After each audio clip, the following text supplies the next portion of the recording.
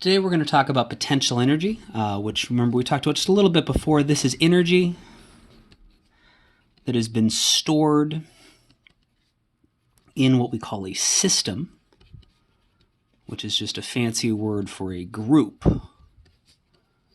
of objects. Potential energy is energy that is inside of something. For example, if I take a spring and squish it together, it's not doing anything at that moment, but it has the potential to do something later, so we say it has potential energy. And the most common type of potential energy we deal with is gravitational potential energy, which is when an object is up in the air, sitting somewhere off the ground. If I let go of it, it has the ability to fall and start moving and getting faster and faster and faster. And there has to be some energy inside of it that can account for how it's able to eventually speed up. And so we call that gravitational potential energy. In that case, the system or the group that the energy is being stored in is actually the combination of the Earth and the object itself. It turns out the force of gravity can only exist if you have two objects. So the Earth doesn't actually have a force of gravity by itself. The force of gravity only exists if we have the Earth and another object. So let's think about what's happening in terms of forces and energy for just lifting an object up into the air. Let's say that we are lifting an object at a constant speed.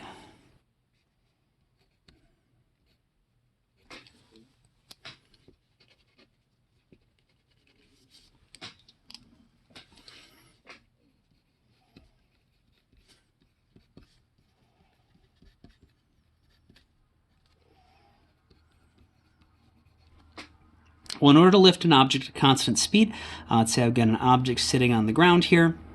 So if I'm going to lift it up, the super long arm, so it's up in the air here. In order to move at a constant speed or a constant velocity, we know that the net force has to be zero. And so how hard I have to lift up has to be exactly the same as the force of gravity.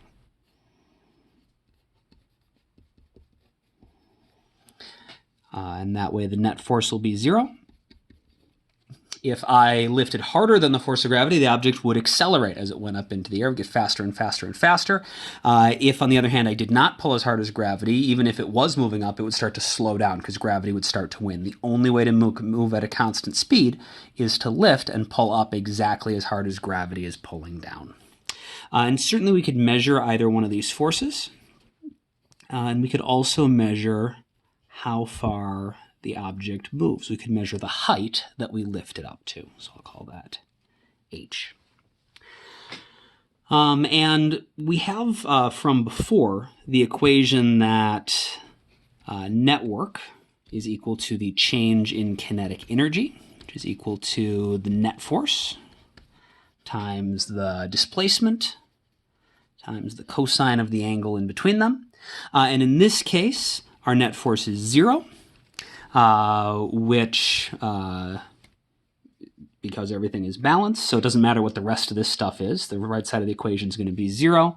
That means the change in kinetic energy is zero, because our net work is zero. And that should make sense. We said we're lifting it at a constant speed. If its speed's not changing, its motion type of energy, its kinetic energy should not be changing if it's moving at a constant speed. But the person is definitely losing energy in the process of this. And so the energy must be leaving the person and going into the object. But the energy is not becoming kinetic energy. It's becoming some other kind of energy. And so we want to figure out why that's happening. So we're going to look at what each one of the forces is doing individually. So instead of looking at the network,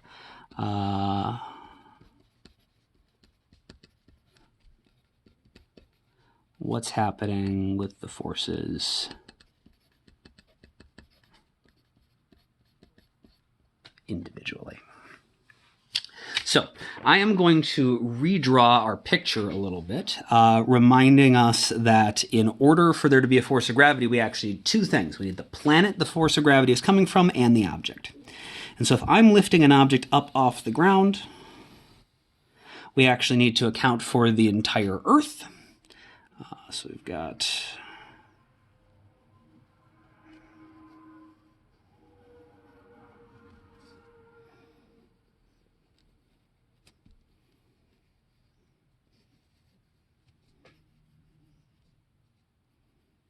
okay, so we've got our Earth, and we've got a person standing on the Earth lifting something up into the air.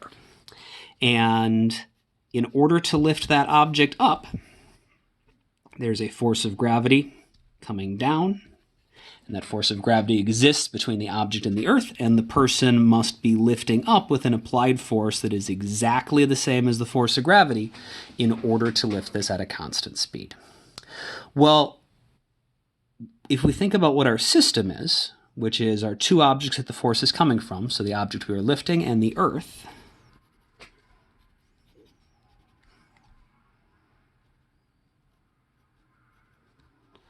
the force of gravity, we notice, is inside that system. It's a force that's what we call internal to the system, because it's just existing between two objects that are inside the system. And so that force of gravity can pull on objects inside the system, but because that force of gravity stays inside the system, it can't take energy out of the system. The applied force, on the other hand, is what we call an external force, and so it can remove energy from the system or add energy to the system. So Fa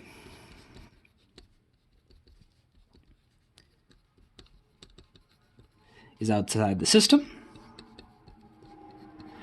which means it can add and remove energy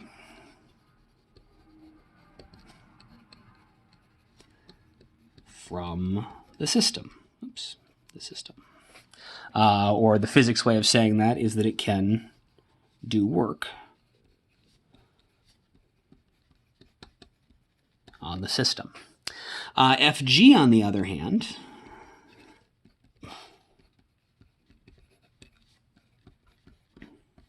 is inside the system. Why can't I spell system today?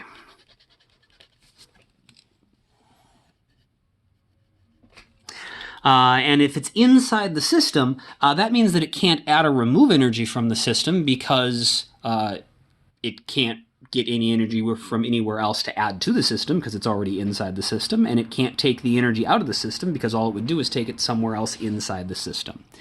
And so the only thing it can do, the only kind of work it can do,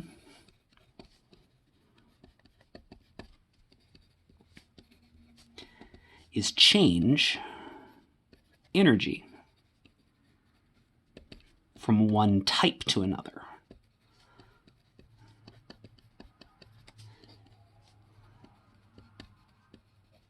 Remember, we said that work is the process of changing energy, and there's two different ways that we could change the energy. We could move the energy from one place to another, so we could take it from our person and put it inside the system, or we could take that energy and change it from one type into another, and that's what this internal force is going to be doing. So the person who is doing the work on the system, this applied force, is what's adding energy to the system.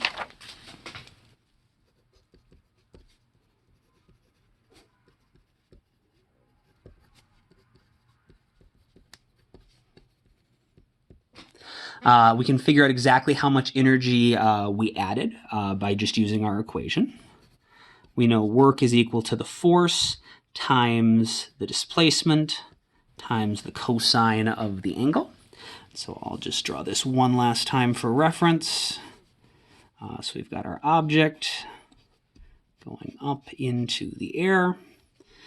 We said we had our force of gravity going down, our applied force going up, which had to be equal to the force of gravity, so that our net force could be 0.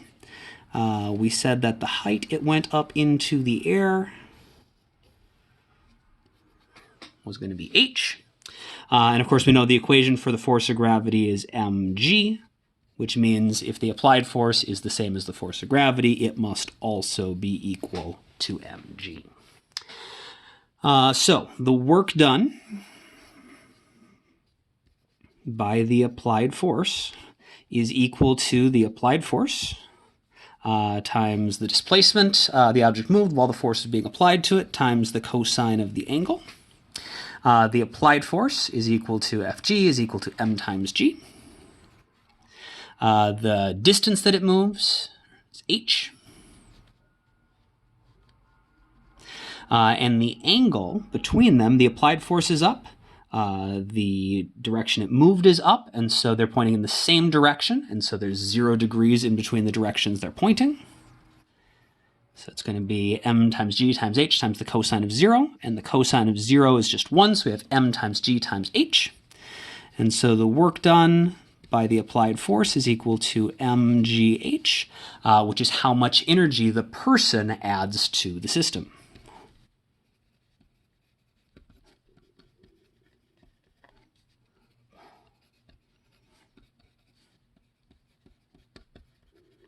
Now, normally, when the person adds energy to the system by lifting something up or by pushing on it, that energy is going to be kinetic energy. But for some reason, in this case, it doesn't become kinetic energy. And so we can figure out why that is by looking at what the force of gravity is doing. The work done by the force of gravity is equal to the force of gravity times the displacement times the cosine of the angle between the force of gravity and the displacement. The force of gravity is mg. The displacement was h, but now the displacement was up and the force of gravity is down, so there's a 180-degree angle between them. So we got to do mgh cosine of 180. And the cosine of 180 is -1. And so we have the work done by the force of gravity is negative mgh. And what that negative sign means here is since the energy can't, normally a minus sign would mean that we took energy out of the system.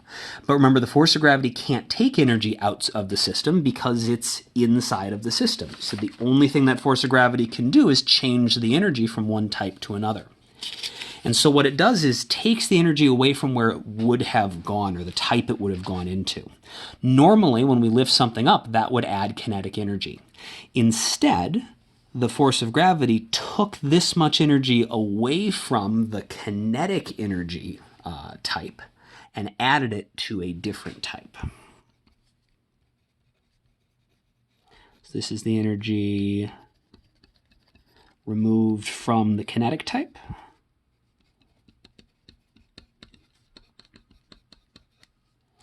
And remember, the energy can't go anywhere. It has to stay inside the system. And so if it got removed from the kinetic type, it must have been added to, or it must have become some other type.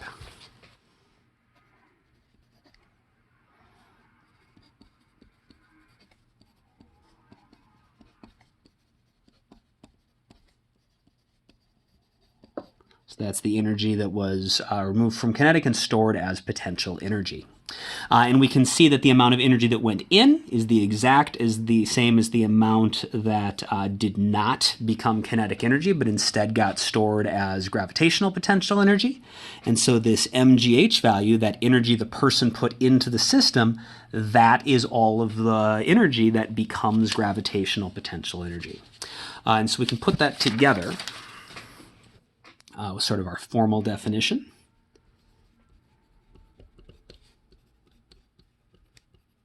Gravitational potential energy is going to be PEG.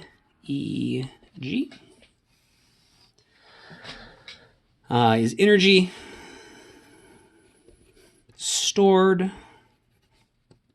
in an object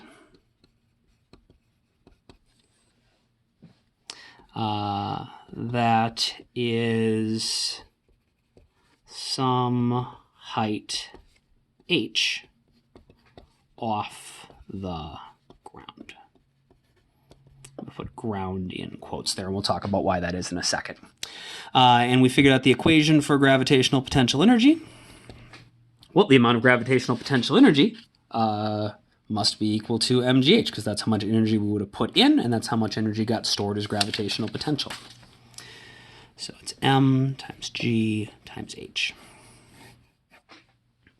And the reason we say the energy is stored inside of there is because if I have an object up at some height and I let go of it, it will start to fall to the ground and get faster and faster and faster, which means it's gaining kinetic energy.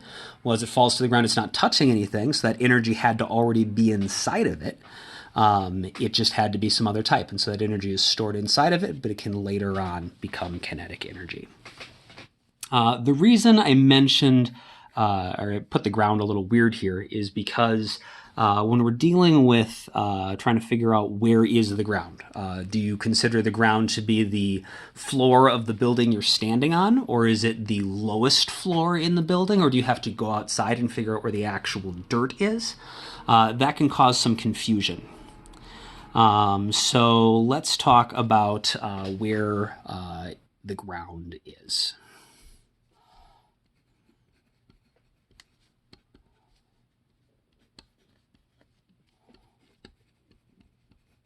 Or another way of thinking of that is, where is the place where we're going to say the height is 0? And so we can think about a few different situations or a few different ways to do this that might make sense. If we imagine we are at the high school, and so there are 3 floors. And if we were in the physics classroom, we'd be on the 2nd floor. And so if we were in a classroom and we asked where the ground was, we would probably just say, well, it's the floor we're standing on. And so if we're inside the physics classroom, it might make sense to have height 0 be right there. And so if we've got an object sitting on the floor of the classroom, we would probably say that its gravitational potential energy is 0 joules. It's not at any height up in the air. And so if the height is 0, the gravitational potential energy is 0. And so if we then maybe drilled a hole in the floor of the classroom above us and lifted up and reached and put the object up on the floor up above us, it would have gained some energy. Maybe it's got 100 joules now. And if the people up on the 3rd floor take and push the object back through the hole, it'll start to fall back down into our classroom, getting faster and faster and faster. And this 100 joules of gravitational potential is going to become kinetic energy when it gets back down to the ground. So we say it's got potentially 100 joules of energy, or 100 joules of gravitational potential. Of course, it could also, if we drilled a hole in our own floor, we could drop it down to the classroom below us. And it would fall just as far. And so the change in gravitational potential energy should be the same, because the height here and the height here are the same. And so if this went from 0 up to positive 100, this would be negative 100. Because we'd say if this is more gravitational potential because it's higher, this has got to be less gravitational potential because it's lower. But that's a little weird to have this negative here. So maybe we say, okay, well, let's just consider the lowest floor of the building itself to be height 0. Then the object has 0 joules when it's there. It has 100 joules when it's up in our room because it's gone up 1 floor. So every time we go up 1 floor, it's got 100 joules. We go up another floor. Now it must have 200 joules. And this intuitively might make more sense if you see the entire building. But if you're doing a physics problem and it says that a student lifts an object up off the ground, the problem's not going to tell you how many floors are in the building. And so a lot of times it makes sense to do it this way, but we can think about it this way too. We could also think about it from the perspective of people up on the 3rd floor. From up on the 3rd floor, they're going to think the floor they're standing on is height 0. And so when the object is sitting on their floor, they're going to think that's 0 joules. And we know every time we go down a floor, we're going to have 100 joules less than we did before. So they're going to think this is negative 100 joules, and they're going to think this is negative 200 joules. And it turns out it doesn't matter which one of these perspectives we use. Every single one of them is absolutely fine, because you'll notice that if we're just measuring the work that we did, if we're measuring how much energy it takes us to get from the bottom floor to the top floor, it doesn't matter how you measure the height as long as you are consistent. If you always say the middle floor is height 0, then you had to go from negative 100 to positive 100, gain 200 joules of energy. If you always say the bottom is 0, go from 0 to 200, still gain 200 joules of energy. If you say the top floor is 0, as long as you always measure from there, go from negative 200 to 0, we still had to gain 200 joules to get from the bottom floor to the top floor. So we can measure h from anywhere. We just need to be consistent.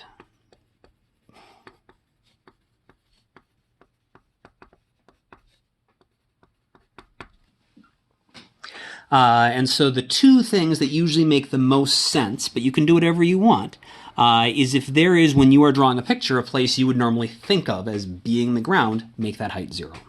The other thing you can do to sort of mathematically make your life a little easier is you can make the lowest height that it ever reaches 0 and always measure how far it's gone up from the lowest point. Either one of those is fine. You just have to be consistent. And so another way to write our equation, since it's a little weird to say, well, okay, we can have all sorts of different ways of measuring the potential energy depending on how we're measuring h, but what is always the same is the change in potential energy when we go from one height to another. It doesn't matter how we measure that height, the change in potential, in this case 200, is always the same. And so another way to write the gravitational potential energy equation that is easier for some people to think about is the change in gravitational potential energy is equal to m times g times the change in height. And now it doesn't matter where you measured the height from, you just need to know how much the height changed. And this is also useful if you're doing a problem where you know an object got an object was maybe in someone's hand, and then they moved it up into the air 10 more centimeters, but you don't know where it started. And so you don't know the initial height, you don't know the ending height, but you know how much its height changed. You know its height changed by 10 centimeters, you can still figure out how much potential energy it gained.